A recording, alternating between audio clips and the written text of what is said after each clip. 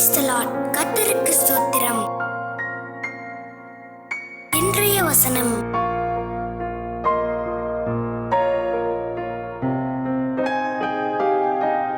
சங்கீதம் 84 1-7 சேனைகளின் கர்த்தாவே, உமது வாசஸ்தலங்கள் எவ்வளவு இன்பமானவைகள்! என் ஆத்துமா கர்த்தருடைய ஆலய பிரகாரங்களின் மேல் வாஞ்சையும் தவனமுமாயிருக்கிறது.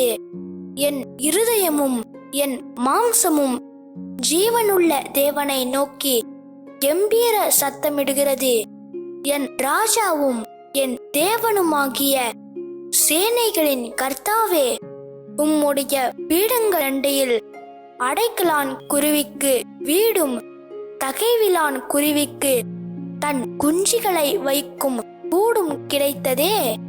உம்முடைய வீட்டில் வாசமாயிருக்கிறவர்கள் பாக்கியவான்கள்.